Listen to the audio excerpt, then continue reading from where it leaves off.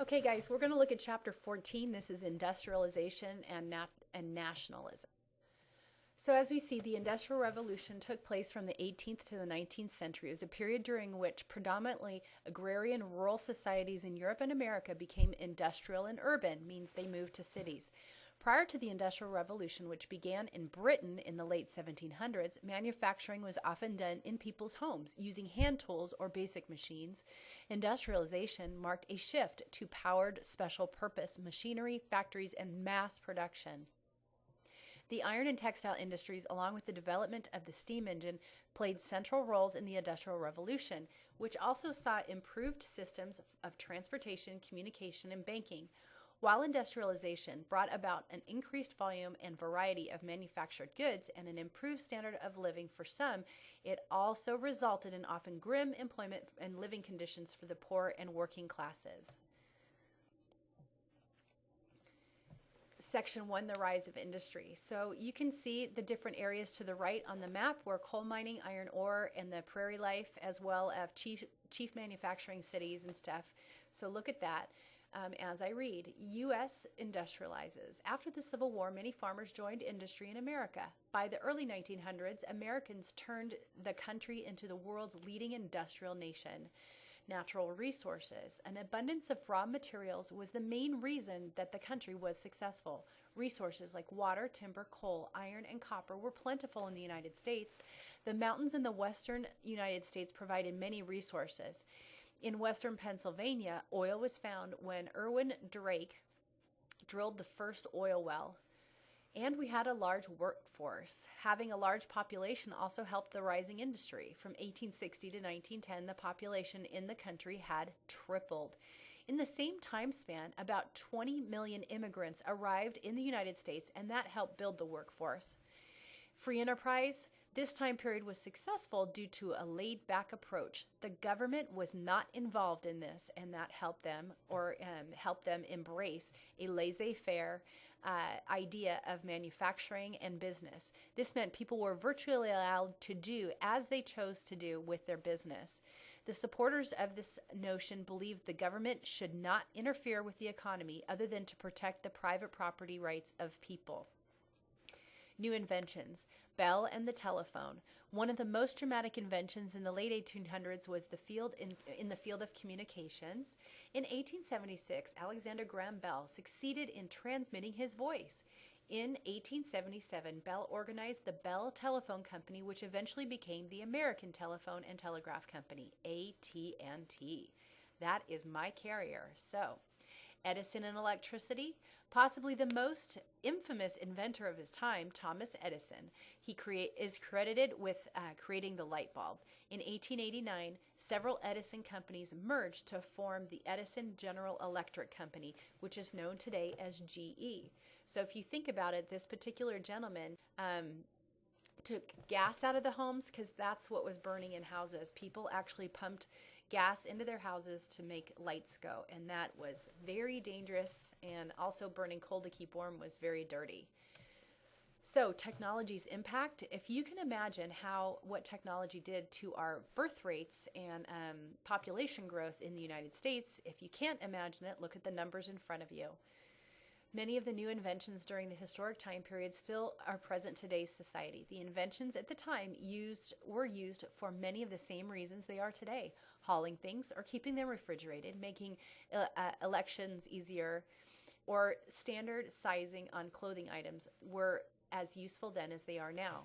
The industrial working class, factory workers had 12 to 16-hour days. I doubt very seriously that any of you would put up with that much time at work each day. Locked in buildings 6 days a week, half hour for lunch and dinner, no minimum wage. Coal mines were bad. Tunnels were 3 to 4 feet high, which is why they got children to work in them. 2/3 of the cotton industry was made of women and children until the Factory Act of 1833, which set the minimum age at 9. Women were paid less than half of what men were. This caused the rise of unions, and we will see that in Section 4. So, linking a nation. Obviously, one of the most important inventions is the railroads. So we can see this now. We are in Section 2. In 1865, the U.S. had about 35,000 of railroad track almost all east of the Mississippi. By 1900, the U.S., now a booming industrial power, boasted over 200,000 miles of track. This boom began when President Lincoln signed the Pacific Railway Act. Union Pacific employed about 10,000 workers. In 1865, Union Pacific started expanding westward from Omaha, Nebraska. Along the way, their workers faced severe blizzards in the mountains and heat in the desert. The workers also encountered several groups of angry Native Americans. I bet they were pretty angry. The Central Pacific was the idea of Theodore Dehone Judah, who was an engineer. After convincing the California legislature to support his idea, he sold stock in four Sacramento merchants. The merchants were Leland Stanford, Stanford University, Charlie Crocker, Mary Hopkins, and Collins P. Huntington, like Huntington Beach. These so-called Big Four made huge fortunes from their investments. Linking other lines, in the 1800s, many of the railroads had been built to promote specific cities or serve local needs. The main challenge faced was linking small companies to the industry. One of the most famous railroad consolidators was Cornelius Vanderbilt. If you guys ever watch the news, his great-great-grandson is actually on the news this day and age. So there still are Vanderbilts around. The benefits of a national system to make the rail service safer. Anderson Cooper is his name. To make the rail service safer and more reliable, in 1883, the American Railway Association divided the country into 4 time zones. The regions where time was kept. The federal government ratified this change in 1918. This benefited the nation because they were able to shift cars from one section of the country to another for seasonal needs. You can see those time zones up above, and you can see that we are in the Pacific time zone. So now with great power comes great controversy. Robber barons, men that acquired great wealth, often through unscrupulous means, and you can see a cartoon below. The Credit Mobilier scandal, corruption in the railroad industry became public in 1872. Credit Mobilier was a construction company that was set up by several stockholders of Union Pacific. In order to convince Congress to give railroad more grants, Union Pacific stock was sold under value to members of Congress. When the scandal was brought to the public's attention, it was revealed that Vice President Schuyler Colfax had accepted stock from the railroad. If you look at those very, very rich men down at the bottom right, the Great Northern Railroad, or the Great Northern was a railroad built and operated by James J. Hill. The railroad ran from St. Paul, Minnesota to Everett, Washington, without using federal land grants or subsidies. The Great Northern became the most successful transcontinental railroad and the only one that was not eventually forced into bankruptcy. And of course, some would say that's because the government stayed out of it and allowed the people to run it. So you can see this where we have 6 columns: corporations, fixed costs, operating costs, pools, monopoly, and trusts. And I bet there will be a question on your review about using those. Meanwhile, you could look at Andrew Carnegie to the right there. He was one of the individuals in the picture before. Andrew Carnegie, Carnegie Hall, a very rich man. So you can see that he came into America when he was 12 and was not lazy and started working when he was a child. His hard work paid off to the tune of $445 million. I'm called a philanthropist because I gave my money away. Big business could not have existed without corporations. A corporation is an organization owned by many people, but treated by law as though it were a single person. Corporations can own property, pay taxes, make contracts, as well as sue or be sued.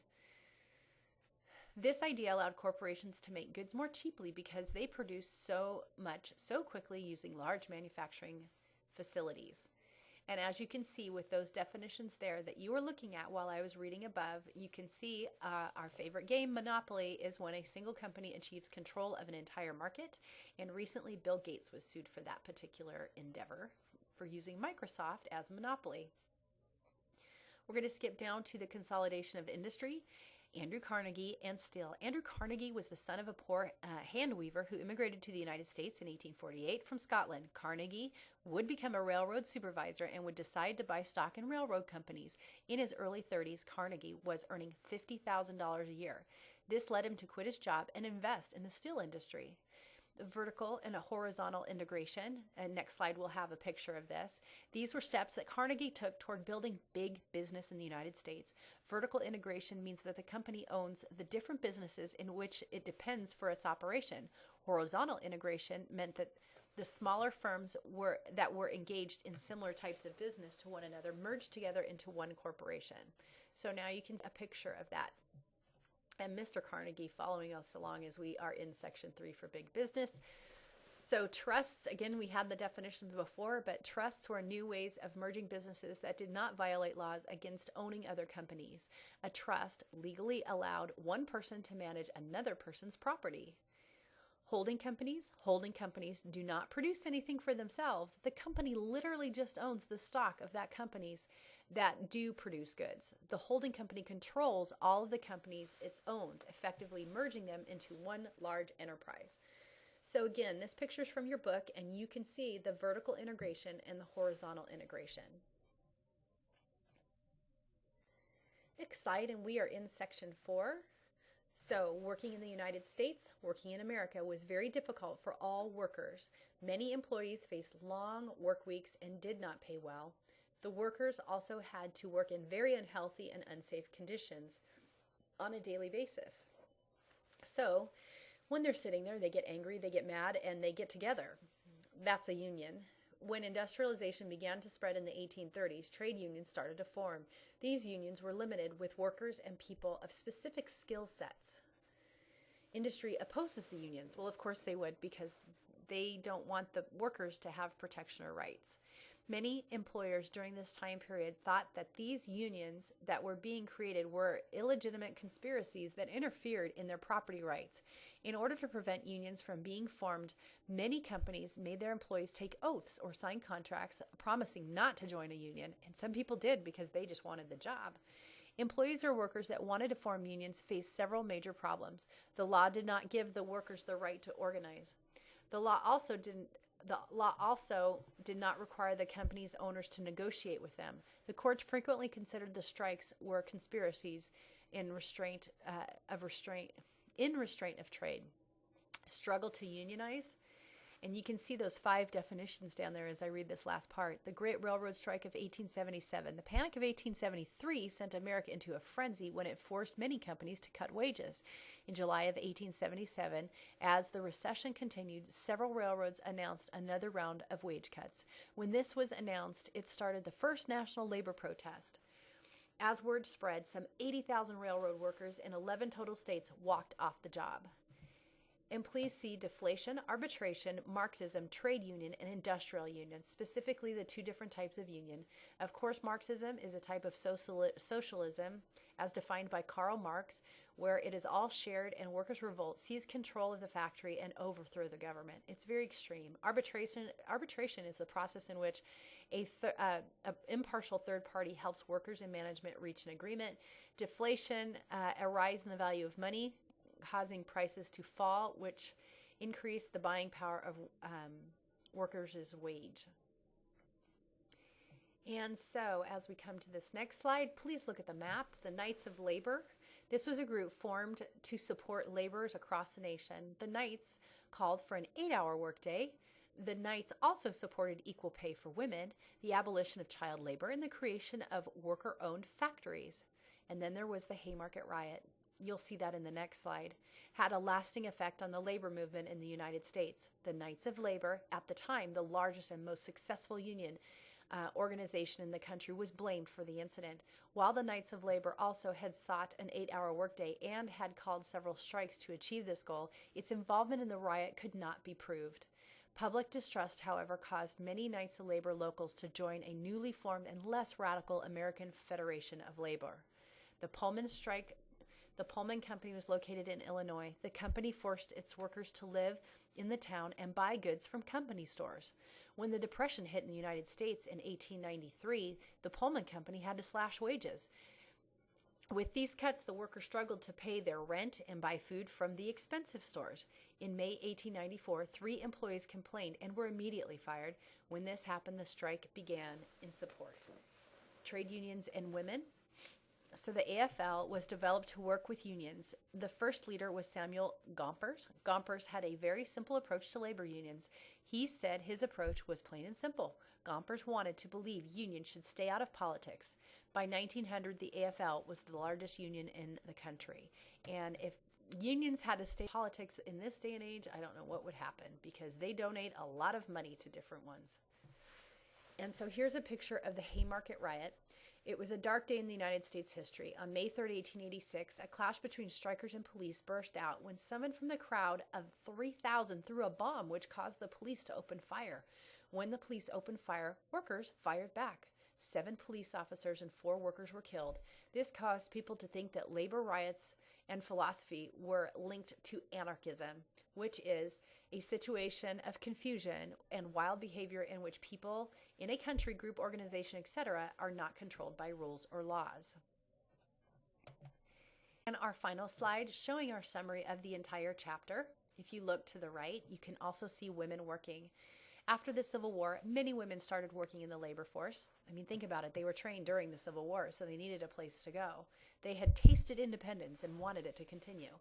By 1900, women made up more than 18% of the force. Many women worked as domestic servants, teachers, nurses, sale clerks, and secretaries. Other women were light industrial workers that had positions suited for them.